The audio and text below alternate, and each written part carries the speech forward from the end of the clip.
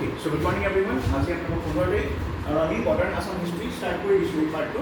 চ' আমি ষ্টাৰ্ট কৰিছিলোঁ প্ৰথমতে যোনখিনি আপোনালোকৰ হিষ্ট্ৰী লেণ্ডমাৰ্কছ হয়, এনচিয়েণ্ট এইখিনি চাইছিলোঁ, মেজৰ ডাইনেষ্টিজখিনি চাইছিলোঁ, ৰাইট।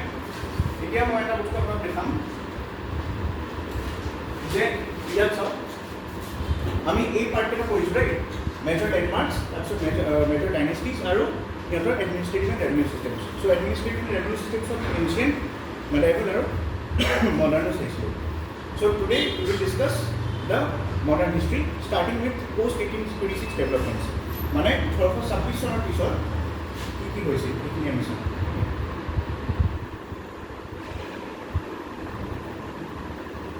চ' ডেভেলপমেণ্টছ পষ্ট 1826, ইয়াত যদি চাই প্ৰথমতে আমাৰ 1826ত বিশেষকৈ কি হৈছিলে, मैं तर एक बैकग्राउंड करूँ क्या थोड़ी कर चाहिए।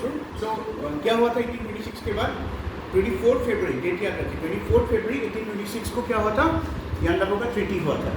सो अगर देखेंगे 1824 में आप याद रखिए डेट्स, ओके, ईयर याद रखिए। फर्स्ट एंग्लो बार्मीज वॉर, इंग्लिश मतलब ब्रिटिश ईस्ट इंडिया कंपनी और बार्मा के बीच क्या हुआ था, फर्स्ट एंग्लो बार्मीज वॉर हुआ था। उसके बाद क्या हुआ, आफ्टर 2 years 24 फरवरी 1826 क्या हुआ, ट्रीटी ऑफ यांडाबो पेस। सो उसके पहले हमने कुछ चीज़ें डेवलपमेंट्स हुए थे, वो इम्पोर्टेंट डेवलपमेंट का थोड़ा बैकग्राउंड देख लेते हैं, ठीक है। और एक मैं चीज़ यहाँ पे बताता हूँ, अभी हम लोग का जो मॉडर्न असम हिस्ट्री है, इसमें अब तो कमिश्नर जो गवर्नर्स वगैरह है वो मैं आज कंप्लीट करा दूँगा आपका, ठीक है।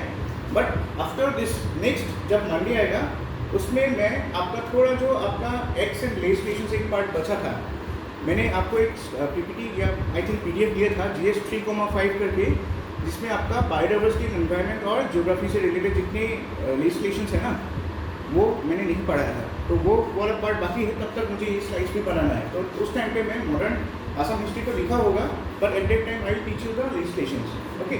सो असम रिलेटेड वो लेजिस्लेशन या आपका एनवायरनमेंट रिलेटेड जो भी हो, एनवायरनमेंट, बायोडाइवर्सिटी और ज्योग्राफी और डिजास्टर मैनेजमेंट, ये चारों काम, क्योंकि मैं डिजास्टर मैनेजमेंट भी पढ़ाऊंगा आपको, लेकिन ये सारे स्टैटिक होगा ना। तो मैं क्या करूँगा, ये जो लेजिस्लेशंस वाला है मैं आपको स्लाइड्स दूंगा बाद में, उसमें आपके पूरे जो एक्ट्स है, जितने भी एक्ट्स है, पूरा अमेंडमेंट बिल जो साल 2024 को मतलब इंट्रोड्यूस किया गया, everything will be treated here, okay. तो चलिए पहले हम लोग देखते हैं अर्ली 1820 का एक छोटा सा स्टोरी। तो स्टोरी ऐसा है, देखिए, this is the story of T cultivation इन असम। आपने चार्टर एक्ट पढ़ा है, चार्टर एक्ट को पढ़ा होगा, उसमें आपने देखा होगा कि 1813 तक, 1813, सो 18 जैसे 93 के बाद 18 क्या है, 13 है, 1813 के बाद 1833 का चार्टर एक्ट है, 1833 के बाद 1853 का चार्टर एक्ट है, 20 साल के बाद आने लगे, right. Starting from the regulation act of 1773, उससे लेके आप अगर देखोगे 1853 तक जो है 20 साल का था, फिर 1858 में जो रेगुलेशन चल रहे हैं, उसके बाद एक्ट्स वगैरह अलग हो गए, राइट। सो वैसे ही 1813 में क्या हुआ था, आपका ब्रिटिश ईस्ट इंडिया कंपनी का जितना भी आपका मोनोपोली था over other things that way stop. Monopoly मतलब क्या होता है, सिंपल टर्म्स में, that is only you can deal with it, right. आपके पास एक्सक्लूसिव राइट है। Suppose if I have monopoly, I am a member of the British East India company, that means कोई भी दूसरा ईस्ट इंडिया कंपनी को छोड़ के England का कोई दूसरा कंपनी अगर है, तो वो उस पर्टिकुलर ट्रेड पे उस कंट्री के साथ उस रीजन से ट्रेड नहीं कर पाएगा, this is trade monopoly. So जब 1600 में क्वीन एलिजाबेथ ने चार्टर इशू किया था, राइट, इसके लिए और East India company to trade with the east मतलब it includes India as well as China. तब ईस्ट इंडिया कंपनी को एक्सक्लूसिव राइट मिला था कि इंग्लैंड से जितने भी कंपनीज होंगे जो यूरोपियन मार्केट्स में ट्रेड करेंगे, उसमें से ब्रिटिश ईस्ट इंडिया कंपनी का एक्सक्लूसिव मोनोपोली था over all the trades in India. India में जितना भी व्यापार होता है, सबके ऊपर एक्सक्लूसिव मोनोपोली राइट्स थे, ठीक है, ईस्ट इंडिया कंपनी के बाद। लेकिन आपने देखा होगा as the acts progress, right, क्या होता है 1773 के बाद अगर धीरे धीरे आप जाएंगे तो क्या होता है, सेंट्रलाइजेशन होता है, फिर एक पीक तक जाने के बाद फिर डिसेंट्रलाइज करना शुरू कर दिया उन्होंने, ठीक है। डिसेंट्रलाइज करने का मतलब क्या होता है कि पहले जैसे गवर्नर था, फिर गवर्नर ऑफ बंगाल बना दिया, फिर गवर्नर जनरल ऑफ इंडिया बना दिया, राइट। ये सेंट्रलाइजेशन हो रहा है। तो एक साइड में क्या करे वो लोग, गवर्नर का जो पावर है उसको सेंट्रलाइज कर रहे हैं, लेकिन दूसरे जो आपके प्रोविंसेस थे उसको डिसेंट्रलाइज कर रहे थे। गवर्नर को सेंट्रलाइज करने का उनका इरादा क्या था? They wanted to control India through the governors. इसलिए उन्होंने क्या किया, गवर्नर को बहुत ज़्यादा पावर दे दिया। लेकिन जब देखा कि कंपनी में बहुत सारा क्या चल रहा है, गवर्नर्स बहुत पावरफुल हो गए, राइट, उसके बाद कंपनी के अंदर भी बहुत सारा करप्शन था। उसके बाद उनको रियलाइज हुआ कि अभी उसको डिसेंट्रलाइज करना है पावर को। तो उन्होंने क्या किया, अलग अलग प्रोविंसेस बनाए, सेपरेट बनाए। प्रिंसली स्टेट के साथ दूसरे टर्म्स किए, प्रोविंसेस के साथ दूसरा था। चीफ कमिश्नर्स प्रोविंस भी था, ठीक है। प्रोविंसेस में भी अलग अलग प्रोविंसेस थे, ब्रिटिश प्रोविंसेस थे, जिसके अंदर आप बोल सकते हो एक चीफ कमिश्नर प्रोविंस भी था, जो हम पढ़ेंगे, ठीक है, चीफ कमिश्नर्स के बारे में। तो ये सारे डेवलपमेंट चल रहे थे ऑफ सेंट्रलाइजिंग एंड डिसेंट्रलाइजिंग। तो उसी टाइम 1813 में क्या हुआ था, पहली बार all the monopoly rights of the East India company were taken away, ठीक है। सो क्वीन एलिजाबेथ का जो पावर था, जो उन्होंने मोनोपोली का राइट्स किया था, that was being misused by the East India company. So उनको लगा कि अभी ब्रिटिश पार्लियामेंट ये देख रहा है, ठीक है। ब्रिटिश पार्लियामेंट ने रिक्वेस्ट किया क्वीन को कि आप क्या, आपने जो आपको मोनोपोली राइट्स दिए हैं ना, उनके अगेंस्ट आप ये पर्टिकुलर जो है इस सब चीज़ में मोनोपोली बंद कर दीजिए। तो उसके बाद ही ब्रिटिश पार्लियामेंट ने पास किया एक bill which is known as the charter act, ठीक है।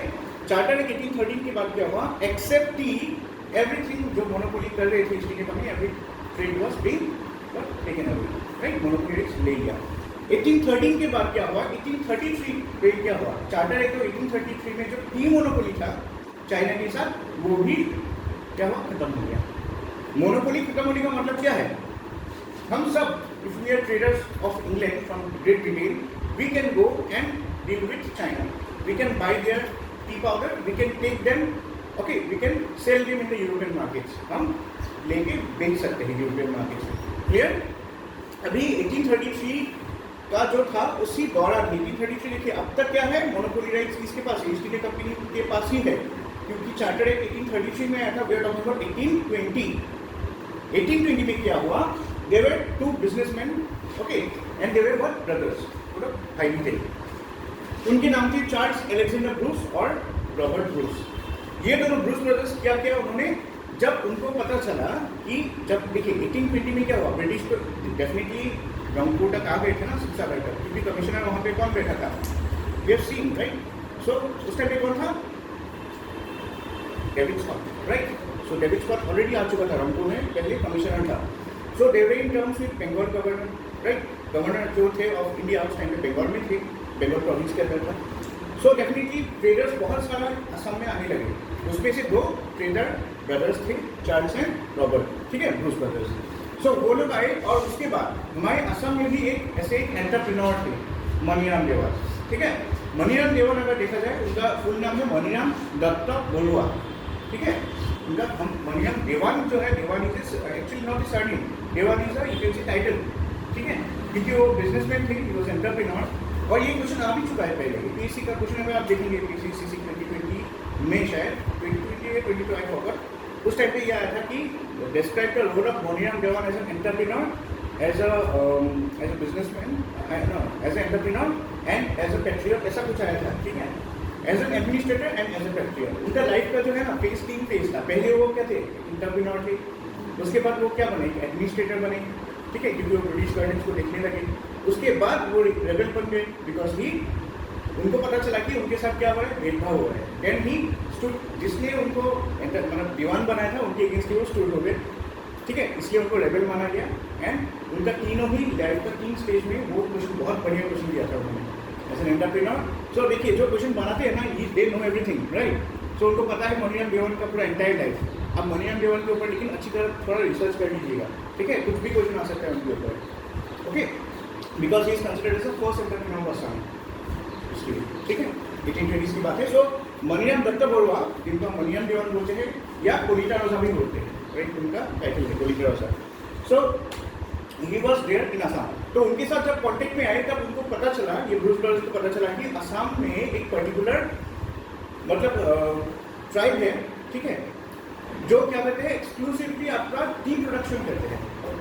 बट उस टाइम पे ऐसा लगा लोगों को कि मोनोपोली तो चाइना के साथ चल रहा है हमारा, तो असम का जो इंडिजिनियस वेराइटी है उसकी क्या जरूरत है, समझ में आया ना। क्योंकि जो चाइना का टी होता है ना, दैट इज वर्ल्ड फेमस उस टाइम पे, जैसे अभी असम की वर्ल्ड फेमस है, उससे भी चाइना का टी क्या होता था, वर्ल्ड फेमस है। सारे यूरोपियंस मतलब एक्सक्लूसिव राइट्स तो ईस्ट इंडिया कंपनी के पास था, वो लोग भी किसी दूसरे यूरोपियन ट्रेडर के थ्रू बेचते थे हायर प्राइसेस में, तो it was world famous. But क्या हुआ, जब ये सिंकू ट्राइब के एक पर्टिकुलर ग्वाम मतलब क्या होता है, यू नो व्हाट इज ग्वाम? ग्वाम मतलब होता है एक पर्टिकुलर विलेज, ठीक है, एक जियोग्राफिकल एरिया।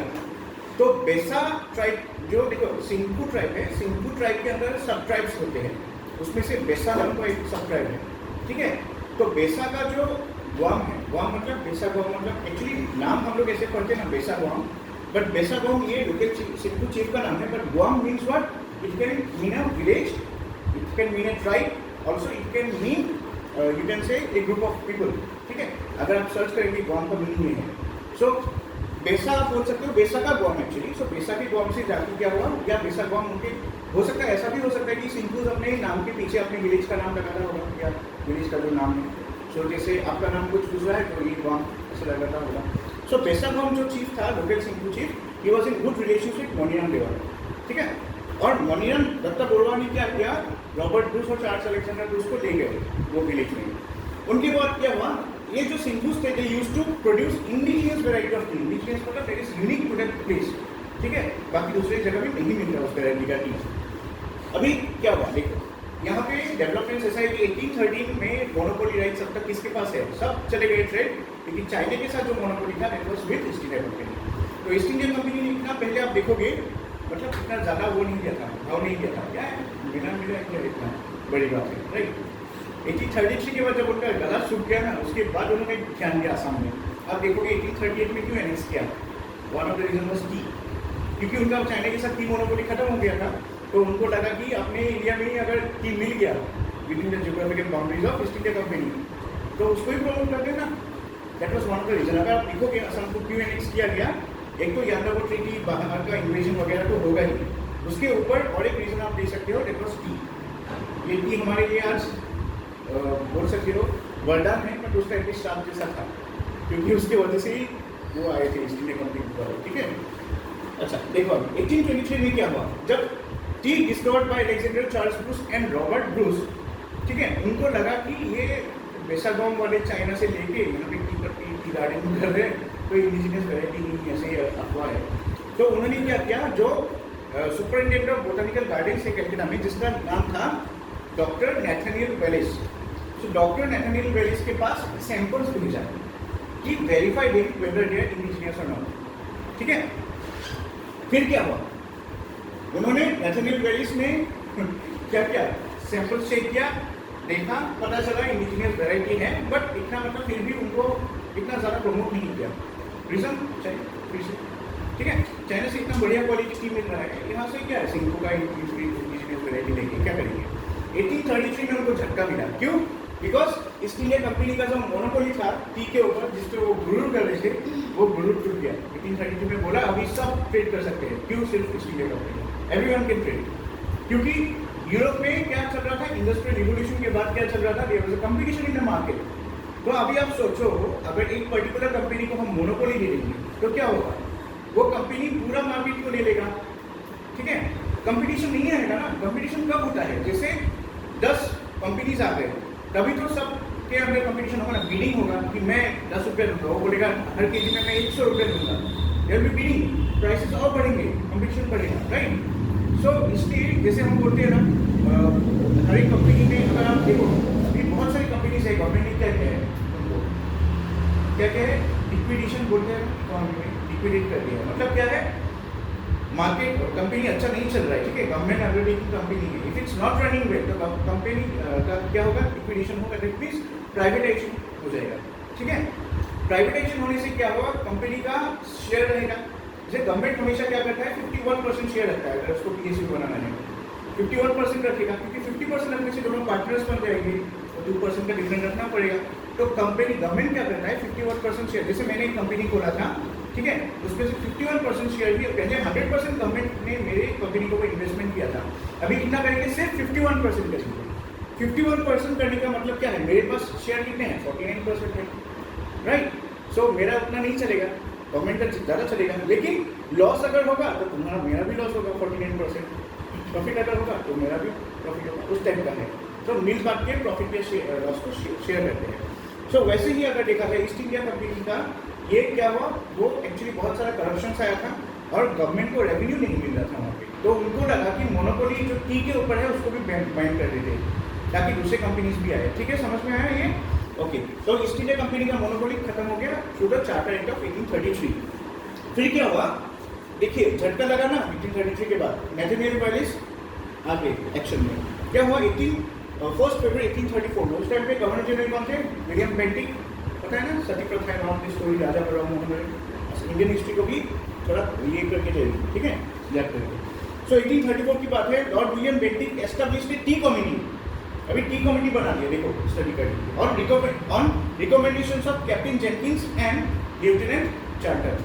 सो चार्टर और जेनकिंस के रिकमेंडेशंस की वजह से विलियम बेंटिक ने क्या किया, एक टी कमिटी बनाया था। डेट याद रखिएगा 1 फरवरी 1834, ठीक है। और अगर आपको पता होगा 1834 तक क्या है, upper Assam was under treaty of Guwahati हुआ था 1833 में, उसके बाद हाँ इसके अंदर था, ठीक है।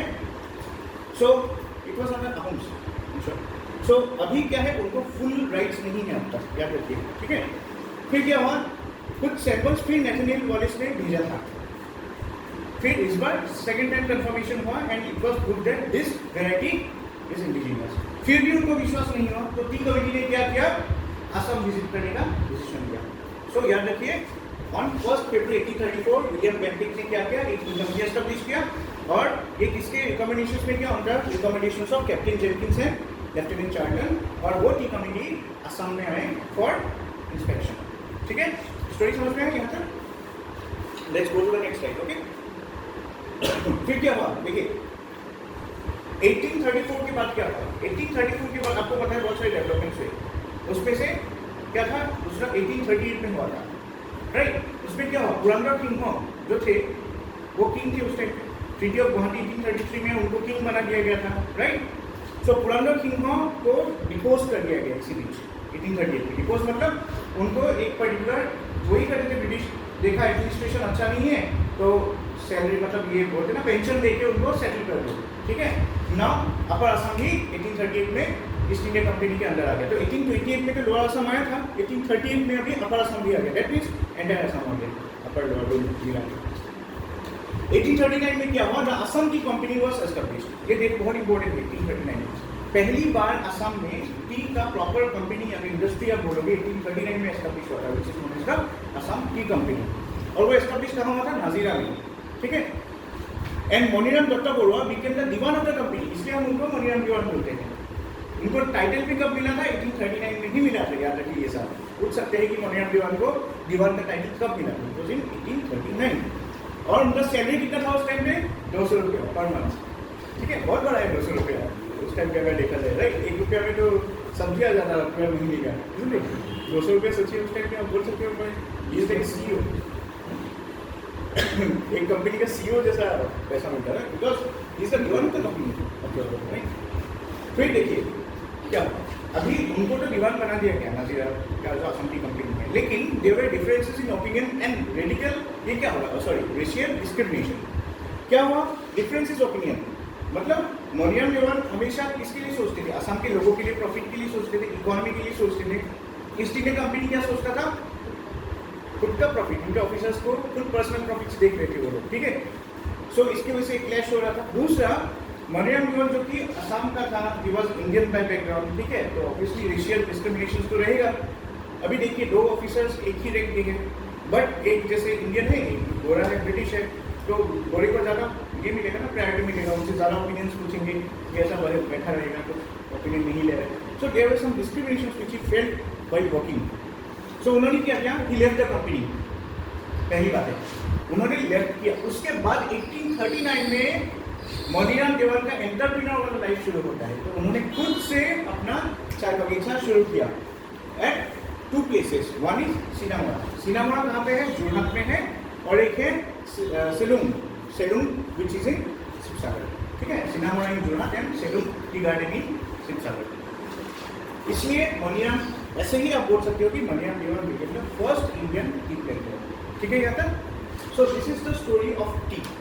अगर आपको क्वेश्चन आता है about the story of tea and cultivation of tea, तो आप ईयरली ऐसे याद कर सकते हो, राइट फ्रॉम 1823 में चाय कैसे मिला था, रॉबर्ट एंड अलेक्जेंडर ब्रूस कैसे गए थे सिंधु चिप्स के पास, उनको बेसाबाउ ने इंडिजिनस वैरायटी दिया, उन्होंने भेजा कैलकाटा में नेथनियल वालिस के पास, वालिस ने चेक किया, उस टाइम में प्रायोरिटी नहीं दिया, क्यों, चाइना के साथ ऑलरेडी मोनोपोली था उस टाइम में ईस्ट इंडिया कंपनी का। 1833 के चार्टर एक्ट में जब मोनोपोली चला गया तो 1834 में टी कमेटी बनाया गया, ऐसे याद रखो, टी कमेटी बना लिया। फिर वो टी कमेटी फिर से आए चेक करने के लिए, उनको कंफर्म हो गया कि असम का इंडिजिनियस वैरायटी है, तो 1839 में उन्होंने असम टी कमेटी शुरू किया नाजिरा में, और मनियाम देवान को वहाँ का दीवान ऑफ द कंपनी बना दिया।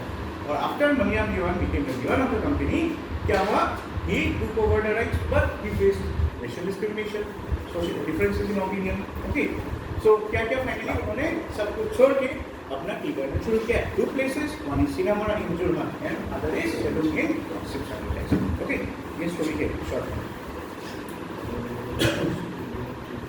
सो मैं देखो यहाँ पे अगर आप देखोगे ईस्ट इंडिया कंपनी का मैं डायरेक्टली जो आपकी प्रोग्रेस है, जैसे आपके अपर असम में कैसे हुआ, लोअर असम में कैसे हुआ, आसपास के ट्राइब्स को कैसे सब्जुगेट किया, मैं वो सेपरेटली लेके आऊँगा।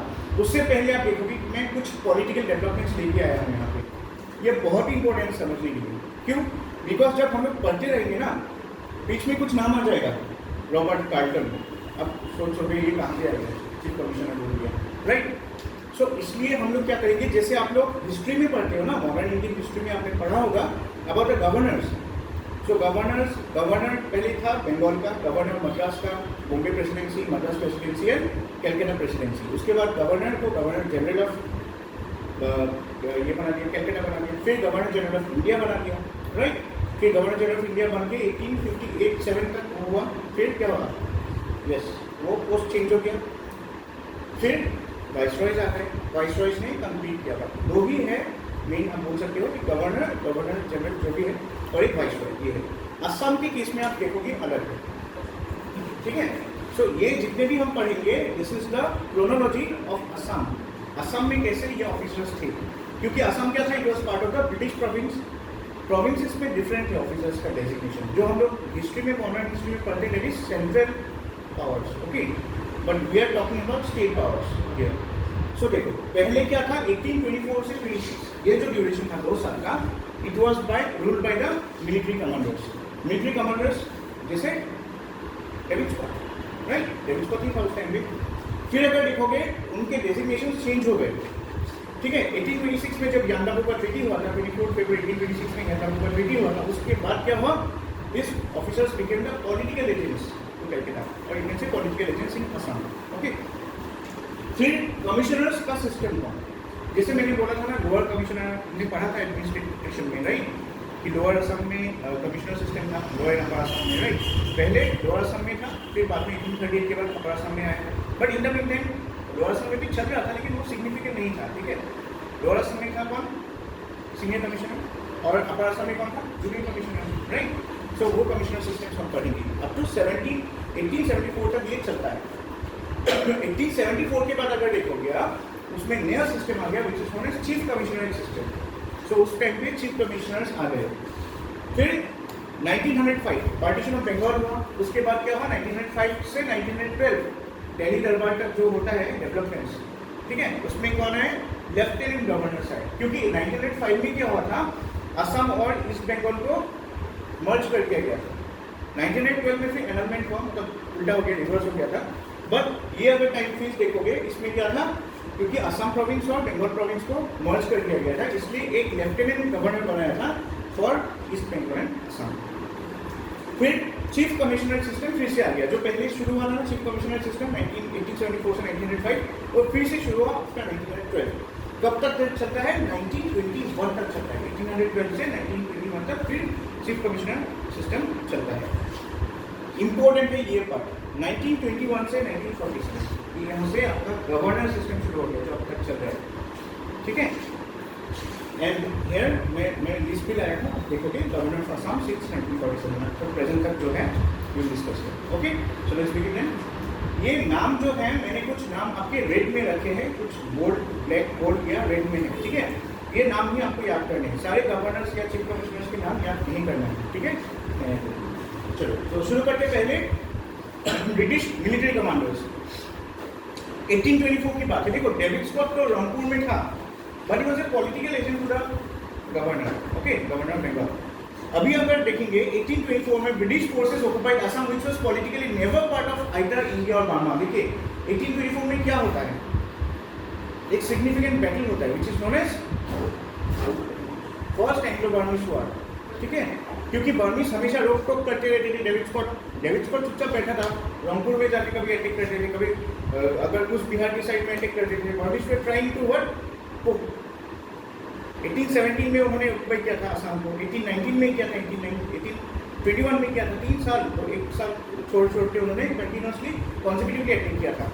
और इतना उन लोग का मतलब देखो साहस बढ़ गया 1821 में, फिर वो जाके ब्रिटिश को ही टोकने लगा। बोला असम में तो कोई ही नहीं, ये सब तो ले ही लिया हिल ट्राइब से, लेकिन प्लेन ट्राइब था, everyone is under us, now we are trying to expand to the west. So British बैठेंगे क्या, तो ब्रिटिश ने 1824 में एक वार कैबिनेट बिठाया था, ठीक है, और वो वार कैबिनेट ने डिसाइड किया कि now we will take this war to Burma, ठीक है। सो क्या हुआ 1824 में, पहले आप देखोगे Assam was never a part of, politically part नहीं था, बट 1824 में क्या हुआ, it became a part of Assam. Why Britishers were not involve, क्योंकि जब उनको अटैक होने लगा और उन्होंने जब जंग छेड़ किया 1824 में फर्स्ट एंग्लो बर्मीज वॉर, तब उनको तो असम आना ही पड़ेगा ना, क्योंकि असम के थ्रू ही उनको जाना पड़ेगा बर्मा, ठीक है। तो उन्होंने क्या किया, दो मिलिट्री कमांडर्स को अपॉइंट किया था उस टाइम पे, ठीक है। एक का नाम था जॉर्ज मैकमोइन 1824 में, और दूसरा था आर्थर रिचर्ड्स, ठीक है, this are important names, George मैकमोइन एंड आर्थर रिचर्ड्स। ये दोनों क्या थे, दे वर मिलिट्री कमांडर्स, क्या रहते, they were not political leaders, they were not like David Scott, administrator नहीं थे, आईएएस ऑफिसर नहीं था, they were commanders, army commander थे, असम में डिप्लॉय हुए थे, ठीक है, याद रखिए। फिर क्या हुआ, वो 2 साल में क्या हुआ था, पॉलिटिकल पावर जो थे ना वो थोड़ा नीचे गया था, military power over to, why, जंग चल रहा था ना बर्मा के साथ, तो ऑब्वियसली जंग में क्या होता है, इमरजेंसी आ जाता है, तो क्या होता है, पॉलिटिकल एंड एग्जीक्यूटिव पावर्स बैठ जाते हैं और मिलिट्री पावर्स रूल करने लगते हैं जब तक स्टेबल नहीं होता है condition, right, military has taken over the state, ऐसा हुआ। सो 1826 में जब याल्टा का ट्रीटी हो गया 24 फरवरी में, उस टाइम क्या हुआ, मिलिट्री चले गए, then came the political agents, जो एग्जीक्यूटिव से आईएएस ऑफिसर्स आज के दिन में देखा जाता है उस टाइप के थे। So David Scott was the first you can say political agent of Assam, और वो कहाँ पे थे, लोअर असम में थे उस टाइम पे, ठीक है, गुवाहाटी में स्पेशली 1824 से 1826 तक, 26 से 28 तक, ठीक है, याद रहेगा। सो हमने क्या देखा, पहले ब्रिटिश जब आए थे, they came as military commanders, because जंग चल रहा था उस टाइम पे, 2 आए थे वहाँ पे कमांडर, एक का नाम था जॉर्ज मैकमोइन, दूसरा कौन था, आर्थर रिचर्ड्स, ठीक है। फिर आए पॉलिटिकल एजेंट्स, क्योंकि ट्रीटी हो गया, everything was now okay, political agents came into action and it was led by David Scott 1826 से 1828 तक। फिर शुरू हुआ कमिश्नर सिस्टम, हम लोग बोलते हैं ना लोअर असम, अपर असम, जूनियर सीनियर कमिश्नर, ये सिस्टम कब शुरू हुआ था, 1828 में, क्योंकि 1828 में प्रॉपरली लोअर असम को एनेक्स किया गया, समझ में आया। अगर लोअर असम को एनेक्स किया तो ऑब्वियसली वहाँ पे क्या होगा, एक कमिश्नर की जरूरत होगी, एट द सेम टाइम अपर असम भी वो लोग देख रहे थे, तो जस्ट एज ए एजेंट एक अपर असम में भी एक जूनियर कमिश्नर को बिठा दिया, लोअर असम में क्योंकि रेवेन्यू ज़्यादा आ रहा था, focus was more on the lower Assam, ठीक है, लोअर असम कौन सा, गुवाहाटी, ठीक है।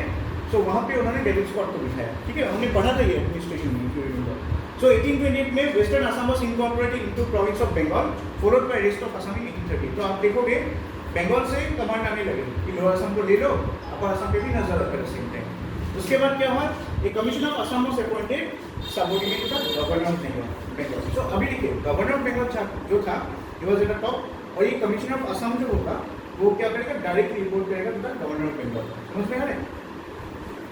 सो वही पोस्ट जो है आपका 1828 से आप देखोगे क्या हुआ, 18 आपको पता है ना 1828, 26 से 28 ये 2 साल क्या हुआ, David Scott was taking the power, ठीक है। 1828 के बाद जब ये नया कमिश्नर सिस्टम बना, कमिश्नरेट सिस्टम, चीफ कमिश्नर नहीं, कमिश्नरेट सिस्टम जब बना 1828 से डेट याद रखिए 20 अगस्त 1831, इस डेट के अंदर क्या हुआ कि David Scott was the first, हम बोल सकते हैं first commissioner of Assam, and David Scott was the first political agent in Assam, दोनों में ही वो फर्स्ट है डेविड स्कॉट, ठीक है, इसलिए ये पर्सन बहुत इंपॉर्टेंट है। सो 1828 से 1831 और ये कमिश्नरेट सिस्टम चलता रहा, उसके बाद अगर देखोगे कौन आया, Thomas Campbell. So Thomas Campbell Robertson का फुल नेम है। सो एक्चुअली क्यों आया था, David Scott was a very good administrator, ठीक है, बहुत एक अच्छे लेवल के मतलब एडमिनिस्ट्रेटर थे, बट उनका डेथ हो गया सडनली 1831 में। सो उनका जो पोस्ट है चीफ कमिश्नरेट का पोस्ट, वो कमिश्नरेट का पोस्ट कौन संभालेगा अभी, वो तो सक्सेसफुल चाहिए। It was continued by Thomas Campbell Robertson. कब से, 1831 से 34, मतलब 3 साल तक। फिर उसके बाद कौन है, फ्रांसिस जेंकिंस, ठीक है, 1834 से 61। और फोर्थ है हेनरी हॉकिंसन, 1861 से 1874।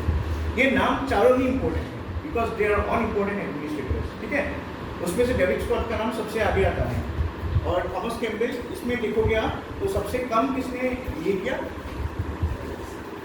इसने भी 3 साल, 31 से 32, 30 से 3 years। सो सेम 1828 से 31 इन्होंने भी 3 साल किया, बट इनका एक एक्स्ट्रा क्या है, पॉलिटिकल एजेंट वाला रोल है, ठीक है। सो पहला जो है 3 साल का था, बाकी अगर देखोगे बहुत ज़्यादा है, राइट। सो याद रहेगा, डेविड स्कॉट का नाम एटलीस्ट याद रखिए, डेविड स्कॉट याद रखिए, और हेनरी हॉकिंसन का याद रखिए because was the last commissioner, क्योंकि 1874 के बाद क्या हुआ था, चीफ कमिश्नरेट सिस्टम आ गया, ठीक है। Now let's see the chief commissioners of Assam. So 1874 में क्या था, देखिए असम में मैंने एक चीज आपको बोला था स्टार्टिंग में, याद है 1828 में क्या हुआ था, 1828 में डेविड स्कॉट जब पॉलिटिकल एजेंट बने, ठीक है, सॉरी 1826 में पॉलिटिकल एजेंट 1826 में था ना, क्या 1828 में था, राइट। 28 में जब पॉलिटिकल एजेंट बने,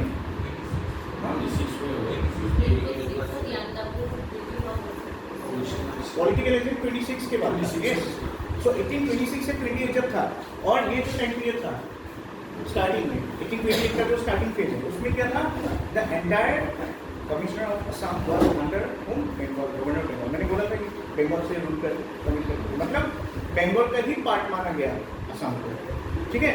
बट 1874 में क्या हुआ था, बंगाल एंड असम का जो प्रोविंस है उनको सेपरेट कर दिया, तो अभी बंगाल के अंदर नहीं आएगा ना वो, समझ में आ रहा है। पहले क्या होता था, वो बंगाल कमिश्नर को रिपोर्ट करता था, गवर्नर को। नाउ सी 1828 में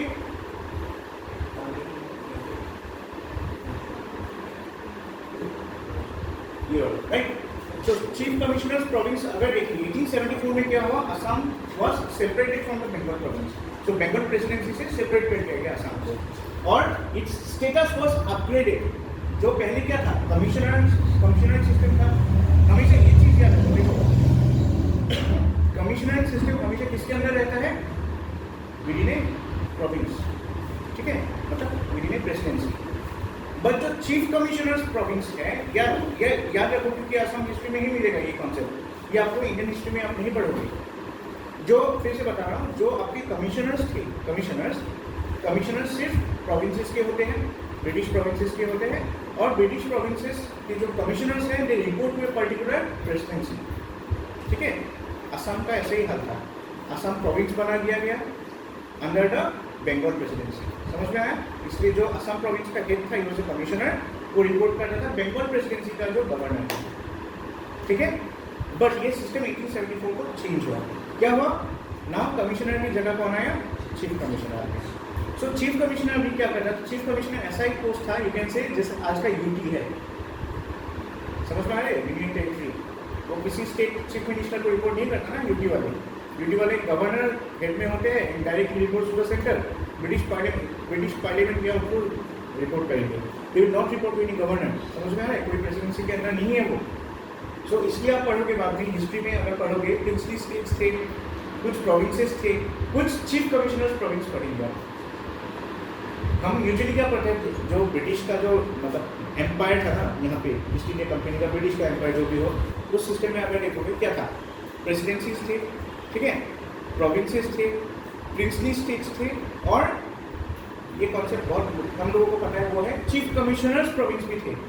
chief commissioners province was not under any particular governor और अंडर एनी प्रेसिडेंसी, क्लियर है। Chief commissioners provinces were like union territory, they will directly report to the British parliament, और जो British के agent होंगे उनको parliament, ठीक है। सो chief commissioner was very powerful post, सब स्टेट्स को नहीं मिला है, आप इंडियन हिस्ट्री में भी देखोगे सब स्टेट्स, बहुत कम 4 या 5 स्टेट है जिसमें चीफ कमिश्नर्स प्रोविंस थे, उसमें से आसाम और चीफ कमिश्नर्स प्रोविंस। ये स्टेटस कब मिला था? 1874 को। क्यों मिला था? भाषा आंदोलन सुना है हमने? कौन सा भाषा आंदोलन सुना है आपने? इंडिपेंडेंस के बाद वाला या इंडिपेंडेंस से पहले भी हुआ था? क्यों?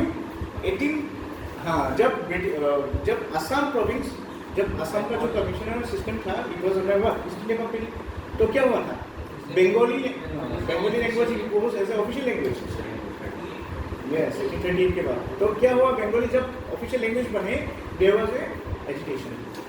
ठीक है, ये एजुकेशन हुआ था और ये कब तक चला? 1874 तक ही चला था। सो 1874 में ये डिसाइड किया कि बंगाल से सेपरेट कर देगी, इनका ऑफिशियल लैंग्वेज भी असमीज होगा। ठीक है, इस पर सोचते हैं। सो 1874 में प्रेसिडेंसी एक्सेप्ट चेंज हुआ। सो फर्स्ट वाले हमेशा याद रखिए 1874 में जो फर्स्ट चीफ कमिश्नर था उस name was R.H. Keating। So full name क्या है? Richard R Keating. ठीक है, he was the first chief commissioner. So कब तक था? 4 साल, 74 से 78 तक। सो ये नाम लिख के रखिए। चीफ कमिश्नर पहला कौन था असम का? R.H. Keating। असम का फर्स्ट पॉलिटिकल एजेंट कौन है? David Scott. असम का फर्स्ट कमिश्नर कौन है? David Scott. लास्ट कमिश्नर कौन है असम का? Henry Hopkins. यस, 4 ही थे, उसमें से 4th है Henry Hopkins. And first chief commissioner कौन है? Keating, R.H. Keating। Right, Richard Harte Keating, Harte. ठीक है, उसके बाद कुछ इंपॉर्टेंट नेम्स जो है मैंने रेड में लिखा।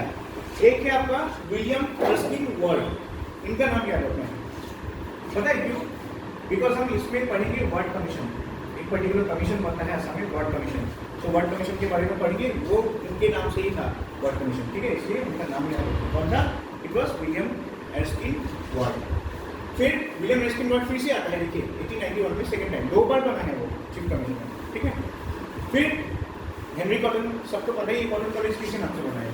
यही तो पर्सन है, sir Henry John Stedman Cotton, full name Henry Cotton college short में। ठीक है, कॉटन कॉलेज 1900 कब हुआ था? 1901 या 1901 साल में हुआ। ठीक है, और उसी टाइम अगर देखोगे ही वाज द चीफ कमिश्नर। फिर और एक इंपॉर्टेंट नाम है, इट इज जोसेफ बैम्फाइल फ्यूलर। ये नाम क्यों इंपॉर्टेंट है? कुछ काम नहीं है इनका, नाम इसलिए इंपॉर्टेंट है क्योंकि वो जब पार्टीशन ऑफ बंगाल हुआ था उस टाइम पे वो चीफ कमिश्नर था। ऐसे क्वेश्चन आ सकते हैं, तो पार्टीशन ऑफ बंगाल के टाइम पे कौन चीफ कमिश्नर था असम का? It was Joseph, mister Joseph. पहला नाम इंपॉर्टेंट है, आई मीन बाकी तो साइंस टाइटल होते हैं ना, तो जोसेफ याद है, Joseph was the chief commissioner. ठीक है, इतना चीज़ें याद रखो। ठीक है,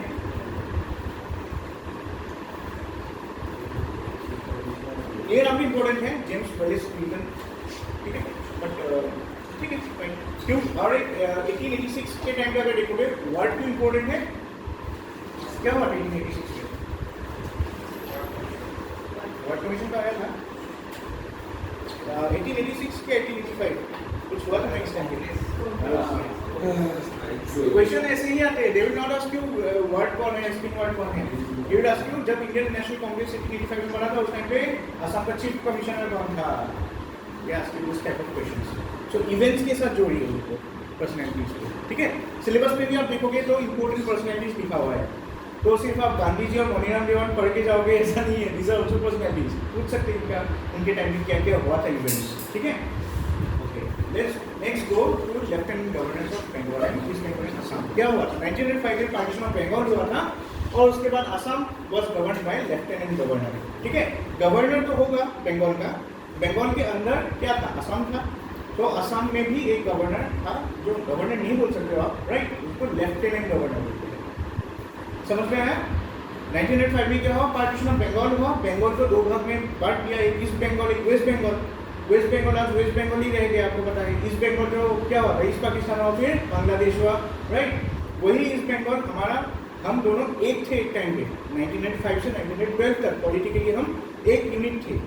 लेकिन बंगाल को तो 2 गवर्नर नहीं रूल कर सकता ना, तो क्या क्या जो मेन बंगाल थे ईस्ट बंगाल में, उनमें एक गवर्नर बना दिया और असम में एक लेफ्टिनेंट गवर्नर बना दिया। सो वही लेफ्टिनेंट गवर्नर 1905 से 12 तक होता है, ये 3 लोग। सो जो आपका फुलर था 1905 में पार्टीशन ऑफ बंगाल में, जो चीफ कमिश्नर था वही पहला लेफ्टिनेंट गवर्नर बना। ये याद रखिए, कंटिन्यू कर सकते हो, ठीक है, याद रहेगा। फुलर, जोसेफ फुलर, ये बीच में नाम अगर थोड़ा टफ लग रहा है, ठीक है, बैंक फाइल कुछ नाम ना दिखता। सो जोसेफ सिंपल आप लगे जोसेफ फुलर। सो जोसेफ फुलर जो आपका लास्ट कौन से चीफ कमिश्नर था बिफोर पार्टीशन, क्योंकि चीफ कमिश्नर फिर भी आया बाद में, ओके, इसलिए ऐसे बोलो कि last chief commissioner before partition was the first lieutenant governor after partition. Okay, समझ में आ रहा है? एक ही लोग है, एक ही पर्सन है, दैट इज जोसेफ फुलर। फिर इनको छोड़ो, चीफ कमिश्नर सिस्टम फिर से आया 1912 में। 1912 में क्या है हुआ था, इवन आपको पता है, जो एनलमेंट है बंगाल का, जो ये था ना, ये पार्टीशन ऑफ बंगाल जो था उसको एनल किया गया, उसको रिवर्स किया गया। वो कैसे हुआ था, एक पर्टिकुलर आपको पता है कि क्वीन जो आई थी, क्वीन कौन थी उस टाइम में? Elijah Victoria. एलिजा तो 1600 में थी ना, इसने चार्टर राइज किया था ईस्ट इंडिया कंपनी। एलिजाबेथ थी ना, एलिजाबेथ नहीं थी क्या? सो विक्टोरिया आई थी, नहीं क्वीन नहीं आई थी, किंग आया था, ठीक है। दिल्ली दरबार में कौन आए थे? किंग आया था, आई थिंक किंग चार्ल्स थे उस टाइम पे। तो आप देख लेना, ये दिल्ली दरबार का है, किंग आया था, ठीक है। सो किंग आके क्या किया उन्होंने, after he came to Assam, check कर लो अभी रह जाएगा नहीं, कौन आया था 1912 चेक करो, किंग चार्ल्स थे या कौन थे? Yes, verified.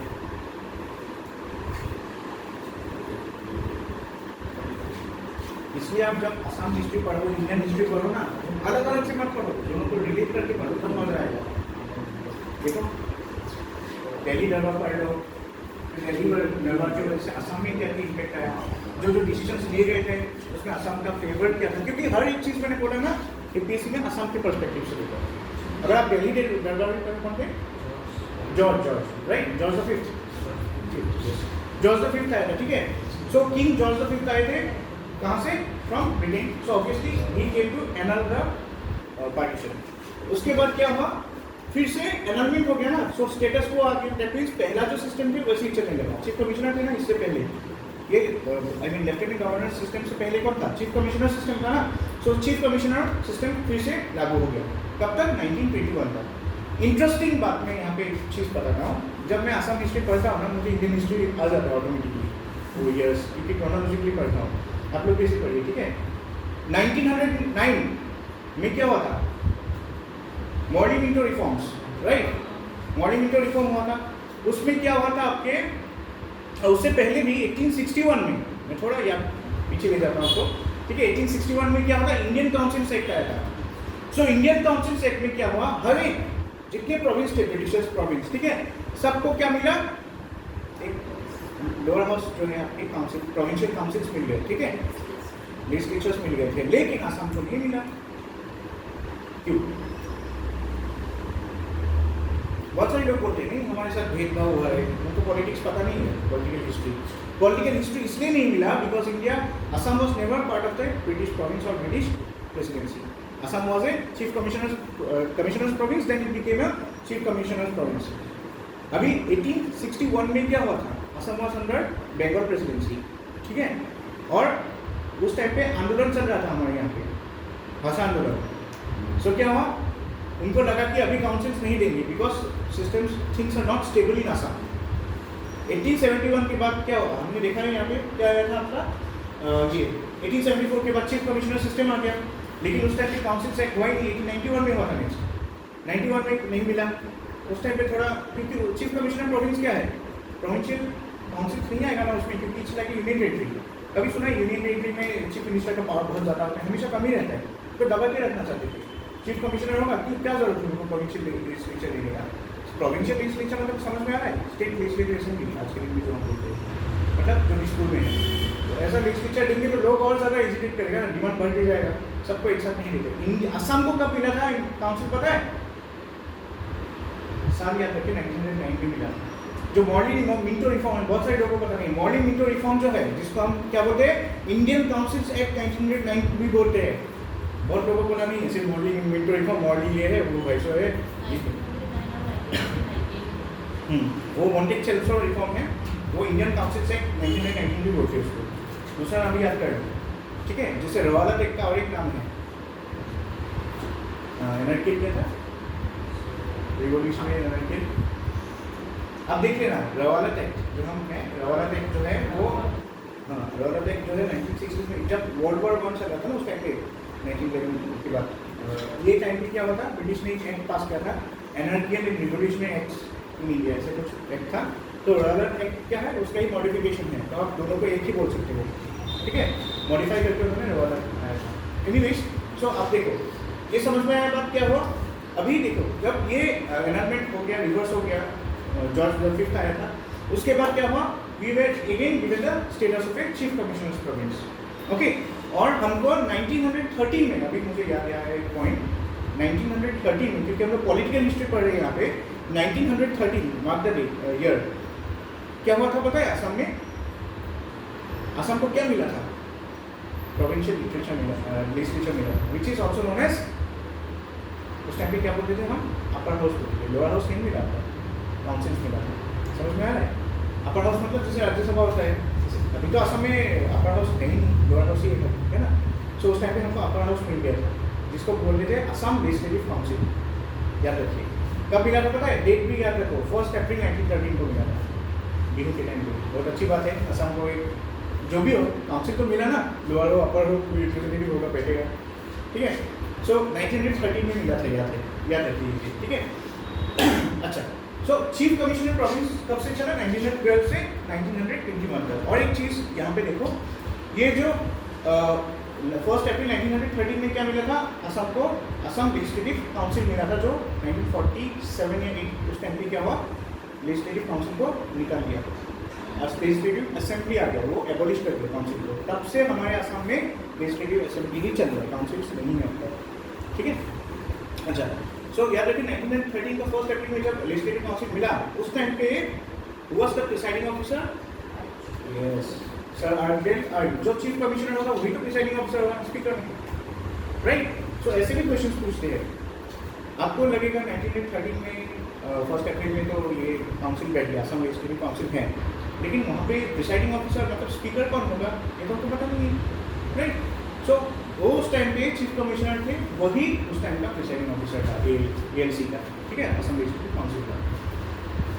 Abdel earl is very important, याद रखिए 1912 से 1918 तक। किस लिए इंपॉर्टेंट है, क्योंकि असम की हिस्ट्री के पॉइंट ऑफ व्यू से देखोगे तो 1912 के बाद, after the partition of Bengal, क्योंकि 1905 के बाद ये इंडियन हिस्ट्री भी पढ़ो ना, एक भी चीज़ आपको बता देता हूँ, कुछ भी ना पढ़ो, ठीक है, चाहे आप इंडियन सिपाही म्यूटनी भी ना पढ़ो, लेकिन 1905 से लेकर 1947 रट डालो सारे इवेंट्स, बहुत क्वेश्चन पूछते हैं 1905 से लेकर 1947 तक। एंटायर पेपर 10 में से 20 क्वेश्चन अगर देखिए, उसमें 18 क्वेश्चन 1905 से 1948 तक ही होता है, 47 तक इंडियन यूनियन से पूरा रट डालो जितनी इवेंट्स है, it should be at the back of your head, okay. So अभी देखिए 1912 से लेकर 18 तक आर्डेल एक्ट, फिर ये नाम क्यों इंपॉर्टेंट है, निकोलस बेटसन 1921, क्योंकि उस टाइम पे इवेंट्स ना क्या था, उस टाइम पे रवाना एक्ट पास हुआ था, उस टाइम पे खिलाफत मूवमेंट था, नॉन कॉपरेशन मूवमेंट शुरू हुआ था असम में। ऐसे क्वेश्चन पूछते हैं, वो लोग नहीं पूछेंगे बेटसन ने क्या किया, they will ask you who was the chief commissioner of Assam when during the non cooperation movement, ठीक है, समझ में आया। ये दो ही है 1912 से लेकर 21 देखोगे, एक का आपका है अर्ल, अब्देल अर्ल, और दूसरा है बेटसन, ठीक है, निकोलस बेटसन बेल फुल नाम है। सो निकोलस बेटसन भी याद कर सकते हो, बहुत सारे बुक से आपको निकोलस बेटसन भी लेगा, फुल नाम नहीं लेते, ठीक है। This is chief commissioner province, यहाँ पे चीफ कमिश्नर प्रोविंस था 51 तक। फिर क्या हुआ, came the governors of Assam, governors of Assam यहाँ पर देखोगे 1921 से 47 तक चलता है, we know that right, independence से पहले तक। 1921 में क्या हुआ, अभी देखो डेवलपमेंट्स कैसे हो रहा है असम में। पहले क्या था, सिंपली एक वाइस ऑफिसर्स थे, फिर पॉलिटिकल एजेंट्स आए, कमिश्नर्स आया, प्रमोशन हो रहा है असम का, ठीक है, commissioners province, chief commissioners province, फिर लेफ्टिनेंट गवर्नर, फिर चीफ कमिश्नर, फिर गवर्नर, ऐसे उठ गया। देखो पॉलिटिकली हम ऐसे राइज किया हम लोगों ने। सो गवर्नर सिस्टम शुरू हो गया 1921 में। पहला जो लास्ट वाला था चीफ कमिश्नर, वही पहला गवर्नर होगा, ये ऐसा ही लिंक होता है, ठीक है, जो उसका लास्ट होता है इस पोस्ट का ये फर्स्ट होगा, ये नाम इंपॉर्टेंट है। फिर सर रॉबर्ट नेल्कर्ट, इनका नाम याद रखिए, ठीक है। इसमें से और कुछ नाम इंपॉर्टेंट है, जैसे आप बोल सकते हो 1927 ये वाला जो है लुकस हेमोन, मैंने ये रेड नहीं किया लेकिन आप याद रखो, वाई बिकॉज लाहौर कॉन्फ्रेंस हुआ था 1929 में, याद है ना। उसके बाद क्या हुआ था, all this education, soft education, civil disobedience movement, first second third doctor conference, सब उसके अंदर चला जाएगा, क्योंकि देखिए बहुत लंबा टाइम पीरियड है। ये दोनों नाम रखे, हेमोन और एक माइकल केन, ठीक है, ये दोनों नाम इंपॉर्टेंट है, क्योंकि असम हिस्ट्री में यूजुअली हम क्या पढ़ते हैं, असम के डेवलपमेंट्स पढ़ते हैं, लेकिन डेवलपमेंट्स के टाइम पे कौन हेड था उस टाइम पे वो नहीं पढ़ते, और क्वेश्चंस वहाँ से पूछता है।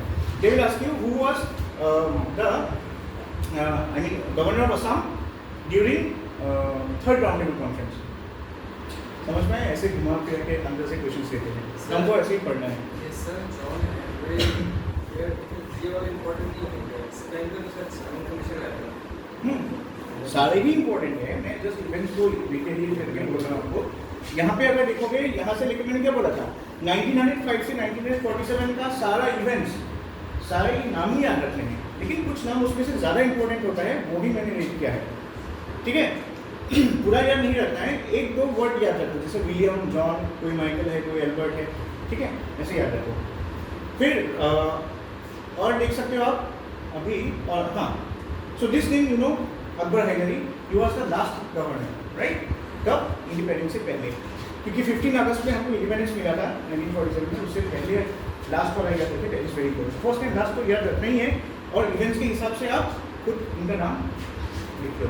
आप डेट देख लेना कब शुरू हुआ था civil disobedience movement, exact date, उसके टाइम या उससे उस डेट से पहले कौन गवर्नर था वो देख लो।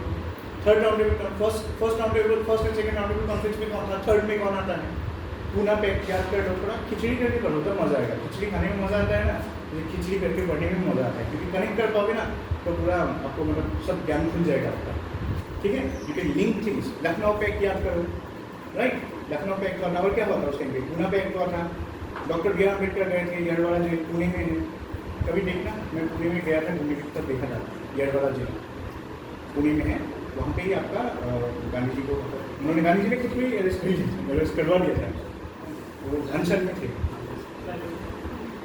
और पुणे में और एक जगह है आपका, ये क्या बोलते हैं, कस्तूरबा गांधी भी गई थी, कस्तूरबा गांधी मेमोरियल भी, वहाँ पे एक आश्रम भी है कस्तूरबा गांधी जहाँ पे थी। सो अगर आप देखेंगे, आई मीन कस्तूरबा गांधी वैसे गुजरात की कहाँ पे थी, किस एरिया में थी, आश्रम हमको पता है, गांधी जी का आश्रम कहाँ है गुजरात में, साबरमती रिवर के पास है साबरमती आश्रम। तो साबरमती से बाद में जब शिफ्ट किया कस्तूरबा गांधी जी ने, तब वो गई थी कहाँ पे सेटल होने के लिए, पुणे में ही।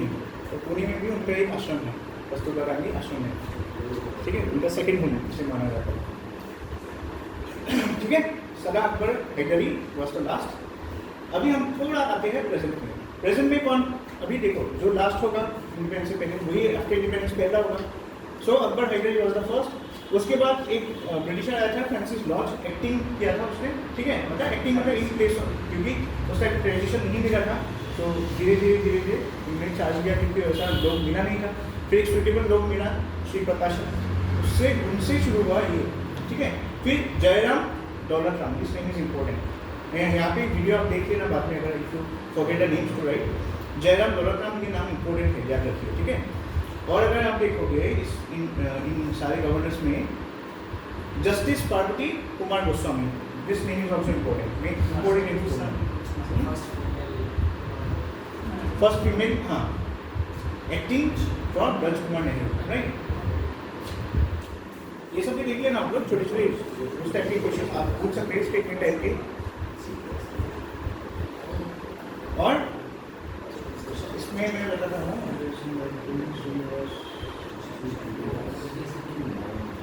जानकी वल्लभ पटनायक भी इम्पोर्टेंट है। और बाकी तो पता ही आपको, परवरीलाल पुरोहित, जगदीश मुखी, ये सारे रिसेंट हो गए थे।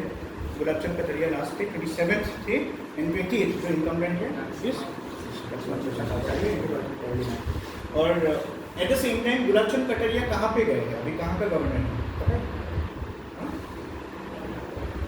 हैदराबाद, चेक करो, वही चेक करो, याद नहीं जाएगा, राजस्थान या हैदराबाद, चेक करो। गुलाबचंद कटारिया कहाँ चले गए, क्योंकि कहीं ना कहीं उनको भेजेंगे ना। And governors are what, agents to the central government, वो क्वालिटी में आप पढ़ोगे, ठीक है। सर गवर्नेंस उसी स्टेट में क्यों नहीं है? देखिए गवर्नर का जो पोस्ट है ना, governor sir just like you can से agents of the central government उनको डिसाइड करते हैं कि कहाँ किसी में भेजना है, क्योंकि इंडिया में फेडरलिज्म स्ट्रक्चर है। सो ऑब्वियसली चीफ मिनिस्टर्स का जो एग्जीक्यूटिव है उसको कंट्रोल करने के लिए और एक तो इंडियन का एग्जीक्यूटिव चाहिए ना, and that executive is the governor, ठीक है।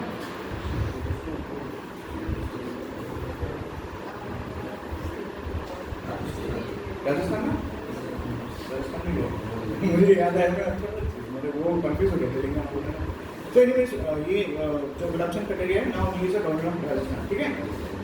फिर आज का क्लास हो जाएगा इतना तक, टाइम भी हो गया है। Now it take some doubts, okay, मतलब डिस्कशंस करेंगे।